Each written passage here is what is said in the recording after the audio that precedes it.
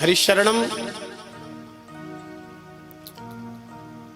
हजारों प्रयास कोई कर ले कि मैं मेरी मौत से मैं बच जाऊं, लेकिन बच नहीं पाएगा। जग में कोई थिर न रह पाया जिनका धरिया नाम, साधो मुर्दव का यह गांव। पीर मरे पैगंबर मर गए सहस 88, 33 कोट चौधरी मर गए, मरी काल की फांसी। ये कबीर जी की भाषा ऐसी अटपटी होती है। इसलिए कबीर जी महाराज ने कहा कि तेरी मेरी कैसे बने, हमारी तुम्हारी बनेगी नहीं, पटरी नहीं खाएगी। क्यों नहीं बनेगी? बोले तेरी मेरी कैसे बने, क्योंकि तू बोले कागज की लेखी और मैं बोलूं निज नैनन देखी, तेरी मेरी कैसे बने। कंस ने अपनी मौत को समाप्त करने के लिए दौड़ता हुआ आया, कन्या को उठा के पटक के मारना चाहता था, हाथ से छूट गई। आकाशवाणी की, अरे दुष्ट तू मुझे मारेगा, तेरे मारने वाला तो ब्रजमंडल में पैदा हो चुका है। अब तो इस बात से इसको बड़ी भारी पीड़ा हुई कि देखो मैंने अपने 6 भांजों को मार डाला, अपनी सबसे छोटी बहन और अपने दामाद को, अपने बहनोई को जेल में डाल दिया, और फिर भी मैं अपनी मौत को नहीं मार सका। मौत तो कहीं जन्म ले चुकी है। उसने वसुदेव देवकी को कारागृह से मुक्त कर दिया, क्योंकि अब तो कोई डर नहीं था, 8वां हो ही चुका था। लेकिन उसकी चिंता अभी भी शांत नहीं हुई। उसने असुरों को बुलाया और असुरों को बुलाकर के विविध प्रकार से उसने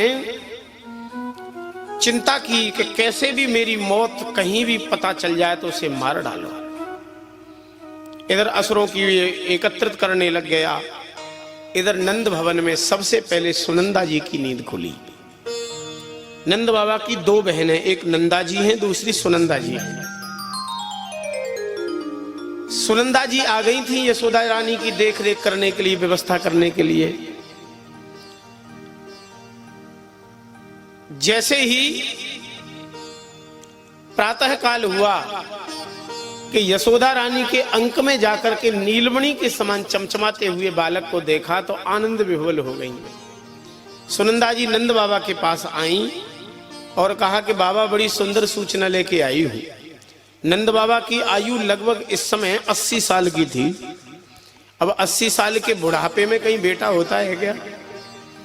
लेकिन हमारे ठाकुर जी और संत कृपा कर दें ना तो सब कुछ संभव है। भगवान और संत चाहने सब कुछ हो जाता है, सब।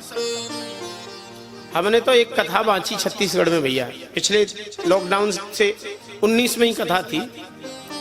छत्तीसगढ़ के एक राजा, आज भी उनके पास कई हजार बीघा जमीन है, अपने नौकर चाकर सबके नाम जमीन कर रखी है। बड़े श्रीमंत एक व्यक्ति थे। पहली पत्नी से संतान नहीं भई, फिर दूसरा विवाह किया, दूसरे से भी नहीं भई, तीसरा विवाह किया, तीसरी से भी नहीं भई, और आयु लगभग हो गई 70-72 साल की। एक बार वृंदावन आए थे, वृंदावन संतों से प्रेम था, उनका आना जाना था।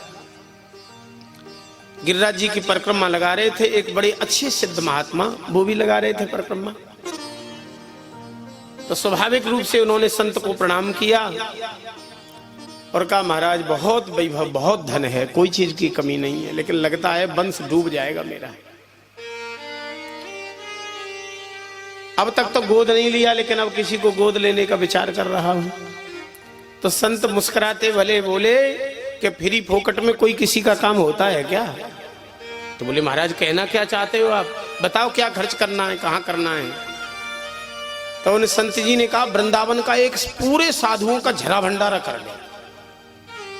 वृंदावन में ऐसा नहीं है कि कम से कम 10,000 साधु से ज्यादा है। वृंदावन अयोध्या यही तो 2-3 केंद्र हैं संतों के। झरा भंडारा कर देगा तेरे बेटा हो जाएगा।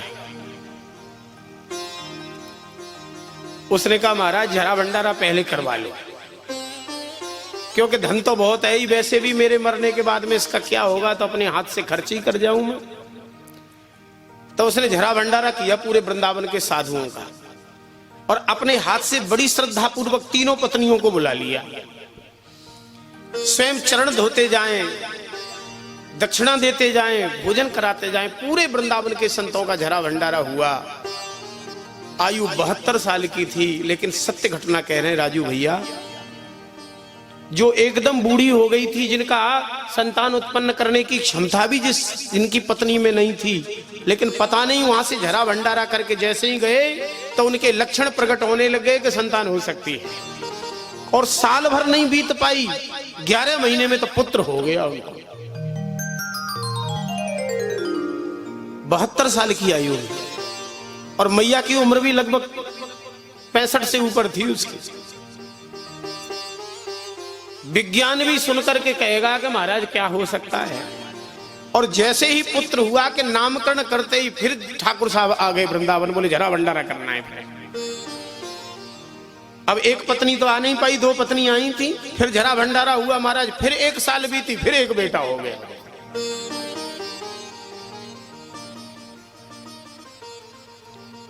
तीन झरा भंडारे किए, 2 बेटा 1 बेटी हुई।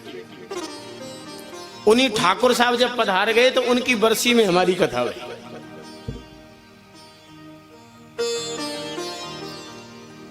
तो भगवान और संत चाह लें तो सब कुछ संभव है। 80 साल के बूढ़े नंद बाबा को संतान पुत्र हुआ। सुनंदा ने आकर के जब सूचना दी तो नंद बाबा इतने आनंदित हो गए कि 9 लखा हार सुनंदा के गले में धारण करा दिया। सभी उत्सव मनाने लगे, सभी वाद्य बजाने लग गए। यहां भी देखो कितने बढ़िया से कल नंदोत्सव हुआ। खूब गोपियों ने भी नृत्य किया, ग्वाल वालों भी नृत्य किया और खूब लुटाया। नंद के आनंद भयो जय कन्हैया लाल की।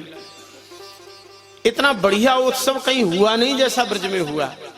सुखदेव जी महाराज ने भागवत के 10वें स्कंद के 5वें अध्याय में 18 श्लोकों में नंदोत्सव की कथा को कहा है। इस नंदोत्सव की कथा को जो कहता है और जो सुनता है उसके जीवन में आनंद ही आनंद भर जाता है। अच्छा, आनंद चाहते हो कि नहीं आप सब? तो ये 18 श्लोकों को बड़े ध्यान से सुनो आप लोग। श्लोक का अर्थ बताएंगे।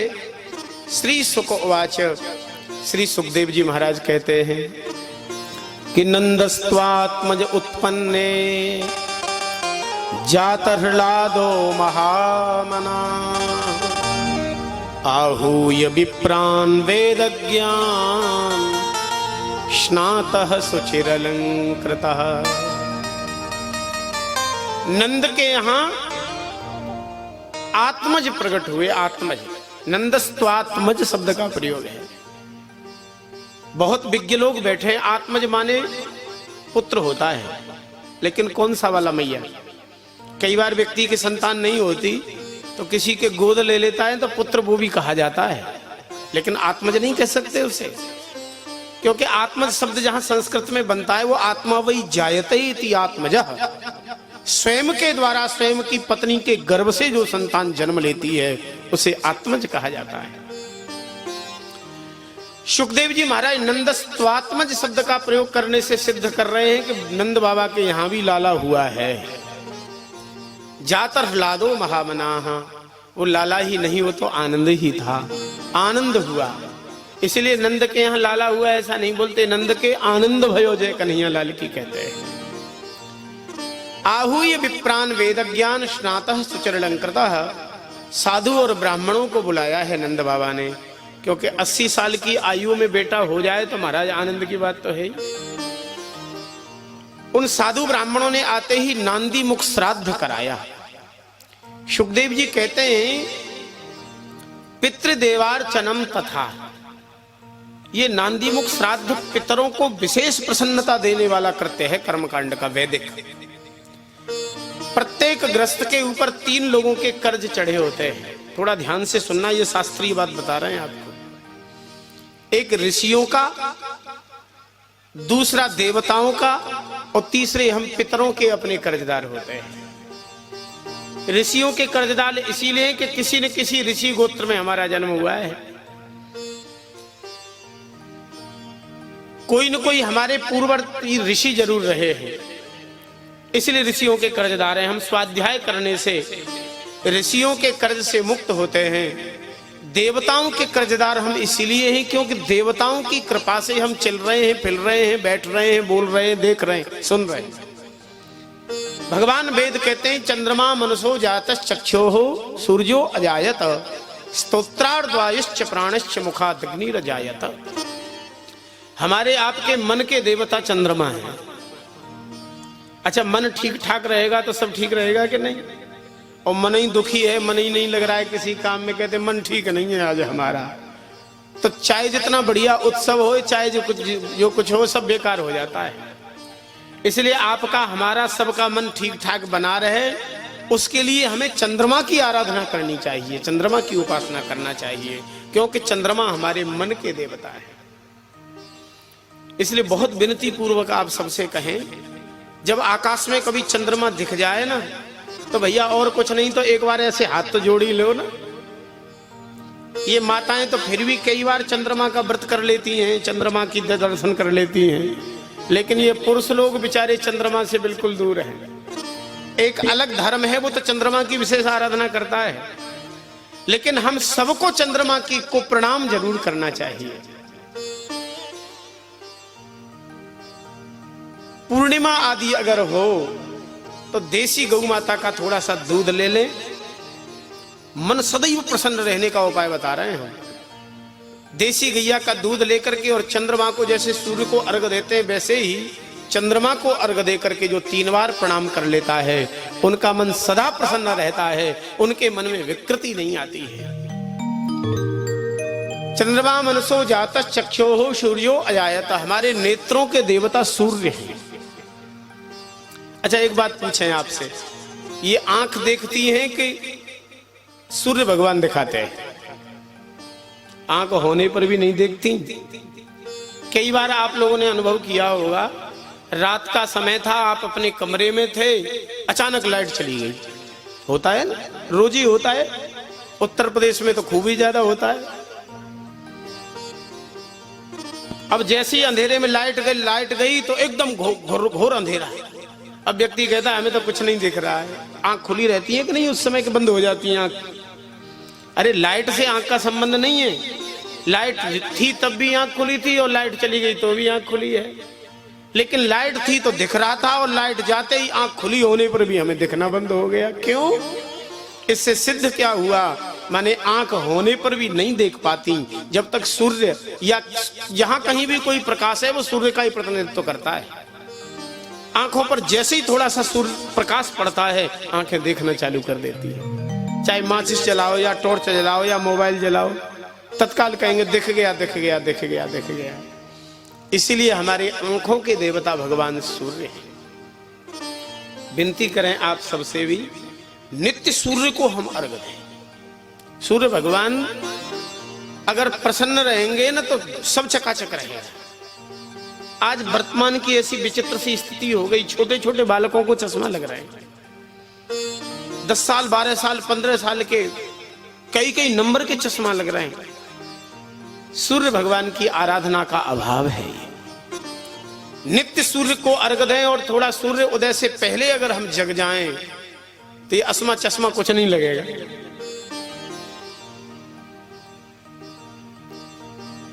सूर्य की बड़ी भारी महिमा है। एक अपने जीवन की सही घटना सुना मैं आपको। ये घटना लगभग रही होगी 1999 की। हमारी केदारनाथ में कथा भई। केदारनाथ में वहां के पुजारी परिवार ही आयोजक थे। अपने पिताजी की बरसी में ही उन्होंने कथा कराई। तो उस समय ये ईडियो वीडियो प्रारंभ ही हो रहे थे। तो व्यक्ति जीवन में एक आधी कथा कराता है। अब आपकी तरह तो है नहीं कि अगले वर्ष भी रखी और इस बार भी झंडा रोप दिया। ये तो कोई होते हैं ऐसे। नहीं तो गृहस्थ व्यक्ति जीवन में एक ही कथा करा ले, यही उसके लिए बहुत बड़ी बात होती है। तो भारी लाइट लगा मैं ऊपर। बारिश का वो समय था, बारिश में कीड़े तो रहते ही लाइट के ऊपर।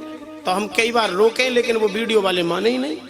बोले महाराज वो साफ नहीं आता है, काला काला आ जाता है। तो हमने कहा भैया नहीं मान रहे हो तो क्या करें। और हम तो अपनी कथा की मस्ती में थे। एक कोई लाइट का कीड़ा उड़ा और हमारी आंख में गिर गया। भीड़ खूब ज्यादा थी कथा में। बड़े श्रीमंत केदारनाथ के पुजारी परिवार, क्या कहना। अब हमें तो आवेश में कथा में बड़ी मस्ती से कथा कह रहे थे, जब ज्यादा खुजली चली तो हमने ऐसे स्वाभाविक आंख को मीड़ दिया, और वो कोई जहरीला ऐसा कीड़ा था कि आंख वो ऐसे मिड़ा तो उसी में उसका जहर फैल गया, और थोड़ी देर में तो हमारी आंख लाल हो गई और सूजन आना चालू हो गई, देखना बंद हो गया उस आंख से। अब केदारनाथ में ऐसी विशेष व्यवस्था भी नहीं थी कि डॉक्टर को तत्काल दिखवा दिया जाए। उस समय भी उस समय का 99 का था। वो तो भगवान की कृपा थी कि खूब उस समय भारी स्वाध्याय पढ़ाई करते थे हम, हमारा पढ़ाई का कार्यकाल ही था उस समय, अंतिम परीक्षाएं दे रही थे, तो सब ग्रंथ भागवत जी हमें याद थी कंठस्थ पूरी। तो परेशानी होने पर भी यजमान को बेचारे को परेशानी होगी तो हमने उससे तो कुछ कहा नहीं, सेकते रहे और कुछ जैसे तैसे घी भी लगाते रहे आंख में, और कथा तो जैसे तैसे पूरी कर ली। और वृंदावन में आते ही हमने जैसे ही डॉक्टर को दिखाया आंख, कि डॉक्टर ने कहा महाराज ये आंख तो आपकी गई, अब एक ही आंख के रहना पड़ेगा आपको। आकृति आंख की बिल्कुल ठीक थी, लेकिन बोले जो भीतर कोई ऐसा बल्ब होता है आंख में जो प्रकाश देता है वो बुझ गया है। अब सही बता रहे हैं कि भारी टेंशन हो गई हमको।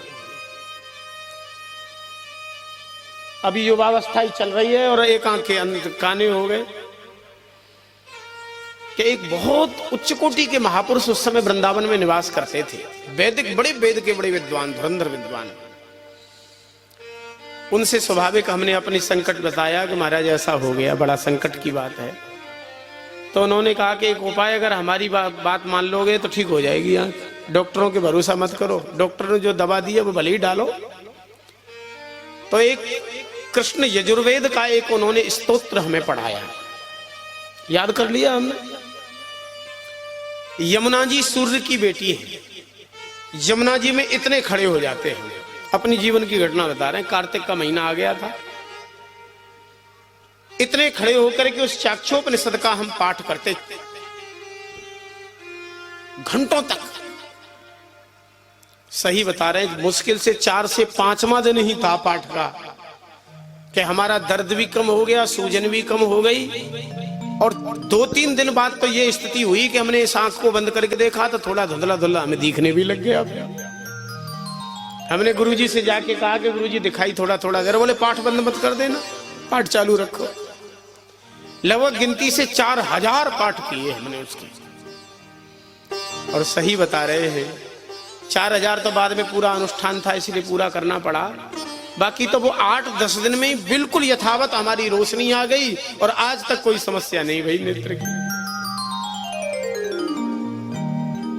वो सूर्य भगवान का स्तोत्र है। तो आज भी अगर किसी को चश्मा लगा हुए ना, हम इस स्तोत्र को बता दें और वो रोज पाठ करना चालू कर दे, सूर्य भगवान को अर्घ देना प्रारंभ कर दे ना, तो बिल्कुल सही कह रहे हैं, चश्मा उतर जाएगा उसका। तो सूर्य भगवान के हम सब कर्जदार हैं। हाथों के देवता इंद्र हैं, उनके भी कर्जदार हैं। पैरों के देवता विष्णु हैं। अच्छा, पैर क्यों छूते हो आप सब? पैर छूते हो कि नहीं अपने श्रेष्ठ जनों के?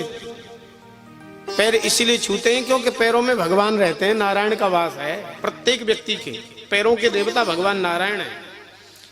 नहीं तो पूरे शरीर में सबसे उत्तम अंग तो सिर होता है। तो व्यक्ति को अगर अभिवादन करना हो तो सिर पकड़ना चाहिए, उसका सिर छूना चाहिए, लेकिन नहीं होता ना ऐसा। पैर क्यों छूते हैं? बोले पूरे ब्रह्मांड के जितने देवता हैं ना, उन सब में श्रेष्ठ भगवान विष्णु हैं। इसीलिए उन पैरों को छूने का मतलब है कि हम विष्णु को ही प्रणाम कर रहे हैं। इसलिए एक श्लोक कहावत है, कहते हैं, बोले सर्वदेव नमस्कारम केशवम प्रतिगच्छति। देवताओं के हम सब कर्जदार हैं। देवताओं के कर्ज से मुक्ति कैसे मिले? बोले यज्ञ करने से। इसलिए हर व्यक्ति को यज्ञ जरूर करना चाहिए। तीसरे, हम पितरों के कर्जदार हैं, क्योंकि हमारा शरीर में जो रक्त प्रवाहित हो रहा है, चल रहा है, वो हमारे किसी पूर्वज और पितर की ही कृपा है। उन पितरों के ऋण से मुक्ति प्राप्त होती है सदग्रस्त को जब वो नांदी मुख श्राद्ध करता है। तो ये नांदी मुख श्राद्ध जीवन में जरूर करना चाहिए। कोई श्रेष्ठ कर्मकांड के ज्ञाता पंडित जी हों तो उनसे अपने तरफ से कह दो कि महाराज नांदी मुख श्राद्ध कराना, इससे हमारे पूज्य पिताजी और दादाजी सब खुश होंगे। ये उनकी निमित्त की एक विशेष पूजा होती है। और वर्तमान में सबसे ज्यादा अगर अभाव है तो पितरों के आदर सम्मान में ही अभाव किया है लोगों ने। 95% से ज्यादा घरों में पैतृक दोष लगा हुआ है, पितृदोष लगा हुआ है। यही कारण है कि पितृदोष होने के कारण पति पत्नी में ही सौहार्द और प्रेम नहीं है। पता ही नहीं चलता किस बात में खटपट हो जाए, पिता पुत्र में खटपट हो जाए, भाई भाई में अनबन बनी रहे। ऐसा ज्यादातर घरों में देखने को मिलता है। कहीं न कहीं उसमें पितृदोष कारण होता है। पितरों की प्रसन्नता के लिए नांदी मुख श्राद्ध का कृत्य कराना चाहिए। थोड़ा सा खर्च है, ज्यादा खर्च भी नहीं है भाई। क्या हमारे पिता, हमारे दादा, हमारे परदादा, ये 3, और वैसे ही माम, नाना, परनाना, ऐसे मतलब इन पीढ़ियों का स्मरण किया जाता है। उनके लिए वस्त्र आदि दिए जाते हैं, उनके पिंड आदि उनको दिए जाते हैं। तो थोड़ा सा उसमें वस्त्र आदि बढ़ जाते हैं, इसलिए बेचारे कोई कोई संकोची पंडित जी उस सामान को लिखते नहीं है, क्योंकि 5-7 जोड़ी महिलाओं के कपड़े, 5-7 जोड़ी पुरुषों के कपड़े हो जाते हैं। और किसी पंडित जी ने लिख दिया तो जजमान कहेगा कि पंडित जी साल भर की व्यवस्था क्या हमसे ही करने की तैयारी है तुम्हारी। तो बहुत से बेचारे पंडित जी संकोच करते ही नहीं लिखते। लेकिन हम निवेदन करें राजू भैया, लाखों खर्च होता है, तो इन 2-3 हजार में व्यक्ति को कंजूसी नहीं करना चाहिए, क्योंकि ये पितरों के निमित्त का किया हुआ है। नंद बाबा ने नांदी मुख श्राद्ध कराया ब्राह्मणों को बुला करके। अभी हमारे बालकृष्ण लाल का नालोच्छेदन भी नहीं हुआ, और वैसे भी बालक का जन्म होते ही सूतक नहीं लगता जब तक बालक का नाल नहीं कटे। और जैसे ही बालक का नाल कट जाएगा तो फिर भैया 10-12 दिन का सूतक लग जाता है, शुद्धि होती है, नामकरण होता है। अभी बालकृष्ण का नालोच्छेदन भी नहीं हुआ, ब्राह्मणों ने आकर के नांदी मुख श्राद्ध कराया। नंद बाबा इतने खुश हो गए कि उन्होंने गौदान का संकल्प ले लिया। सनातन धर्म में अनेक प्रकार के दानों की चर्चा है। अन्न दान है, जल दान है, विद्या दान है, भूमि दान है, रत्न दान है, स्वास्थ्य दान है। इन सब दानों में सर्वोपरि दान है गौदान। इस गौदान की इसलिए महिमा है क्योंकि 33 करोड़ देवताओं का चलता फिरता देवालय है और संपूर्ण औषधियों का वो आलय है। देसी गौ का मूत्र आदि में औषधीय इतना गुण होता है, इसलिए गौ की सर्वाधिक महिमा है। जीवन में हर व्यक्ति की मन की कामना होती है कि हम अपने एक गाय तो कम से कम दान में दे ही दें, क्योंकि जब कभी हमें छोड़ जाना तो पड़ेगा ही मर करके। तो एक नदी पड़ती है जिसका नाम है बैतरणी, बड़ी खतरनाक नदी है, पानी की नहीं है, गंदगी बहती है उसमें। गंदगी, खून है, रक्त है, खखार है, कफ है, मल और मूत्र है। उसमें तैर करके जाना पड़ता है। यमराज के दूत नौका में बैठ के आए करके मुदगर मारते हैं उसमें जोरदारी से खोपड़ी पे। अब मुदगर की चोट में मलमूत्र की नदी में डुबकी लगाता है। बहुत बुरा वर्णन है, खैर उसका हम करेंगे नहीं। गरुड़ पुराण और भागवत आदि में उसकी बड़ी चर्चा है। जिसने एक गैया का भी दान किया होता है ना, उस बैतरणी के किनारे पर जैसे ही व्यक्ति जाता है वो गौ माता मिल जाती है उसको, और कहती है अब तुझे तैर करके पार जाने की जरूरत नहीं है, पकड़ मेरी पूंछ, अभी तुझे पार किए देती हूं। और गौ माता ऐसी करुणामय है कि पूंछ उसकी पकड़ते ही पार हो जाता है। इसलिए गौदान जब कभी करना होता है तो पूंछ पकड़ के ही किया जाता है। बड़ी भारी गौ की महिमा है हमारे शास्त्रों में। हमारे नंद बाबा ने गौदान किया, एक नहीं दो नहीं। नंद बाबा के पास 9 लाख गाय थी। उन्होंने 9 लाख गायों में से 2 लाख गाय छटवाई, जो बढ़िया दुधारी थी, दुधारू दूसरे तीसरे बार बच्चा देने वाली थी। नहीं तो संसार में ऐसा कई बार होता है कि जो हमारी गौ हमारी काम में नहीं आवे, दूध नहीं दे, तो बोले ले जाओ महाराज आप ले जाओ, हम दे रहे हैं आप। लेकिन बिना गाय वाली दूध देने की विधि, वो दान करने की विधि नहीं है। अर्ध भोजन वृद्ध गाय दाता दे तो नरक हो जाए, ऐसी कहावत है। बूढ़ी गाय दान में नहीं देनी चाहिए। हमारे नंद बाबा ने 2 लाख गायों का संकल्प कर लिया। सुखदेव जी कहते हैं धेनु नाम नियुते प्रादा विप्रेभ्यः समलंकृते। प्रत्येक गाय के खुर को चांदी से मढ़ दिया नंद बाबा ने, प्रत्येक गाय के सींग को सोने से मढ़ दिया, कांसे की दोहनी और रेशम का दुशाला ओढ़ाया। ऐसी 2 लाख गायों का दान। अच्छा, नंद बाबा ने विधिवत संकल्प पूर्वक 2 लाख गायों का तो संकल्प लिया। बाद में आज इतने उत्साहित हो गए, 80 साल की आयु में बेटा हुआ है, तो बछड़ा मिल जाता, बोले ले जाओ भैया आप ले जाओ, बछिया मिल जाए, बोले ले जाओ आप ले जाओ। सर्वेश्वर परमात्मा श्री कृष्ण ब्रजमंडल में नंद लाला के रूप में प्रकट हुए हैं, क्यों न उनके उत्सव में, जन्मोत्सव में हम पहुंचे। इस भाव से भोले बाबा भी नंदीश्वर पर बैठ करके आ गए थे। अपने नंदीश्वर को किनारे खड़ा कर दिया था, उत्सव का आनंद ले रहे थे। लेकिन जब भोले बाबा ने देखा कि नंद बाबा तो आज ज्यादा ही उदार बन गए, बछड़ा बछिया गैया सब देते ही जा रहे हैं, देते ही जा रहे हैं, और कहीं मेरे नंदी को अपना बैल मान करके किसी को दे दिया तो सबसे बड़ी समस्या तो हमारे वाहन की खड़ी हो जाएगी। भोले बाबा दौड़ते भये आए और नंदी की पूंछ पकड़ के खड़े हो गए। बोले नंद बाबा, ये तो तेरे लाला की कृपा से मुझको पहले से ही प्राप्त है, इनको किसी को देने की जरूरत नहीं है, देना है तो मुझे ही पकड़ के दे दो। सब लोग झूम रहे हैं, सब लोग नाच रहे हैं। सुखदेव जी कह रहे हैं परीक्षित, इस प्रकार के इतने वाद्य बज रहे थे कि अवाद्यंत विचित्राणि वादित्राणि महोत्सवे कृष्णे विश्वेश्वरे नंते नंदस्य ब्रजमागते। जितने वाद्य हो सकते हैं, हजारों मृदंग, हजारों पखावज, हजारों बीणा, हजारों सारंगी, हजारों मुरग, हजारों मजीरा बज रहे थे। कुछ ऐसे वाद्य हैं जिनकी गिनती वाद्यों में नहीं है, बज रहे थे। ग्वालवाल गैया चराने वाले तो थे ही ब्रजवासी, गैया चरा के लौटे कि हमारे ब्रजराज के यहाँ उत्सव हो रहा है, तो कोई लठिया बजाने लग गया, कोई गले से ही ढोलक तबला की आवाज निकालने लग गया। ये विचित्र प्रकार के बाजे। कोई कोई छोटे बालकों ने पत्ते तोड़ लिए आम का, किसी ने जामुन का, किसी ने पीपल का, उसमें सीख आदि चुभा दी, मुख में दबा के फूंक मारते तो वो भी आवाज करते।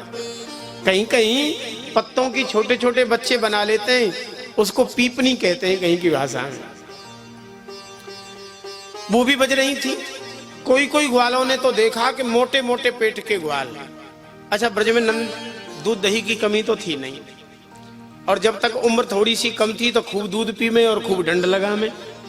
अब रोज का अभ्यास तो बना हुआ था, धीरे धीरे उम्र तो सबकी ढलती ही है। अब उम्र ढलने के बाद में डंड कसरत तो होती नहीं है, खाने पीने का शौक पुराना बना होता है, तो कई बार व्यक्ति का शरीर ज्यादा वजनी हो जाए और पेट निकल आवे। ऐसे ही ग्वाल वाल मोटे मोटे पेट के पेट को हिला हिला के आ रहे थे। छोटे छोटे ग्वालों ने कहा, काका तेरो पेट तो देखने में ऐसो लगे जैसे नगाड़ो हो। अगर तू बुरो न माने तो आज तेरे पेट को हम बजाए दें। तो हमारे नंदलाला के जन्मोत्सव में कोई किसी के पेट को बजा रहा था, कोई किसी की पीठ को भी बजा रहा था। इस प्रकार के उत्सव का आनंद था। श्री सुखदेव जी महाराज कहते सब नाचने लग गए, सब ग्वाल वाल झूम रहे, सब नाच रहे। ग्वाल वालों ने देखा कि हम सब नाच रहे हैं, लेकिन नंद बाबा तो नाच ही नहीं रहे। आज तो नंद बाबा को भी नचा में, लेकिन नंद बाबा संकोच करें बेचारे। अच्छा, ये नाचने वाली जो क्रिया है ना, हमने बहुत देखा है, कथाओं में प्राय रोज ही देखते हैं कि बहुत से लोग तो इतने उत्साहित होते हैं कि जैसे ही नाचने का कोई अवसर आएगा, नंदोत्सव है, भगवान का विवाह है, गिरिराज जी का पूजन है, तो खड़े होकर झूमने लग जाते हैं लोग। और बहुत से लोग मन में तो रखते हैं कि हम भी नाचें, लेकिन आशा करते हैं कि कोई हमसे कहने वाला तो हो तब हम नाचें। इसलिए बहुत से लोगों को हमने देखा है कि झूमते जाएंगे और अपने प्रेमी की तरफ पहले इशारा करेंगे, आओ तुम भी आओ, और फिर भी नहीं आएगा तो हाथ पकड़ के खड़ा कर लेते हैं लोग। हमारे नंद बाबा को ही ऐसे किया, ग्वाल वालों ने खड़ा कर लिया हाथ पकड़ के, फिर भी नंद बाबा संकोच करने लग गए। तब ग्वाल वालों ने दुपट्टे बांध लिए नंद बाबा के पेट से, एक तरफ बरसाने के और एक तरफ नंद गांव के। वो ऐसे झटका मारे तो नंद बाबा का ऐसे ठुमका लग जाए, और ऐसे झटका मारे तो ऐसे ठुमका लग जाए। अब तो हमारे 80 साल के बड़े बूढ़े नंद बाबा भी इतना बढ़िया ठुमका ठमका लगा लगा के नाचे, लोग देखते रह गए उनके नाच को। बाबा तू इतना बढ़िया नाचे, आज तो हमने तेरो नाच पहली बार देखे हो। ग्वाल बाल तो नाच रहे थे, लेकिन गोपियां कब पीछे रहती। सुखदेव जी कहते हैं गोप्या सुमृष्ट मणिकुंडल निष्क्य कंठ्य चित्रांबरा पथ शिखा च्युतमाल्य वर्षा नंदालयम सबलया ब्रजतीर बिरेज व्यालोल कुंडल पयो धरहार शोभा। ब्रज की गोपियां भी दौड़ती भई आ रही हैं नंद भवन में, नंद महोत्सव में सम्मिलित होने के लिए। उन्होंने लहंगा ओढ़नी धारण कर रखे हैं, जिनमें सोने चांदी के तारों की चित्रकारी की गई है। सुंदर अपनी अपनी चोटी में मालती के फूलों का गजरा पहन रखा है। माखन मिश्री दूध दही, कोई खेल खिलौना, कोई कुर्ता टोपी ले ले करके आई। उन अनंत अनंत गोपियों को देख करके यशोदा मैया डर गई। यशोदा मैया ने अपने सांवले लालन को, कन्हैया को, अपनी साड़ी से ढक लिया। गोपियों ने कहा यशोदा रानी अपने लाला का मुख दिखाइए ना। यशोदा ने कहा मैं नहीं दिखाऊंगी। क्यों नहीं दिखाओगी? बोले मेरो लाला इतना सुंदर है, थोड़ी देर टकटकी लगा के अपने लाला को मैं देखूं तो मोकू ऐसो लगे कि कहीं मेरे लाला को मेरी नजर न लग जाए, और तुम सबन की नजर मेरे लाला को लग गई तो वैसे ही 80 साल के बुढ़ापे में लाला भयो है। एक गोपी बड़ी बूढ़ी भीड़ को चीरती भई आगे आई और कहा यशोदा रानी इस बात को हम पहले से ही जानती हैं, कई बार हम सबकी नजर लग जाती है, इसलिए नजर उतारने की वस्तु नॉन आई तो हम अपने संग में ही लेके आई। ऐसे ऐसे करके भगवान के ऊपर न्योछावर करने लग गई।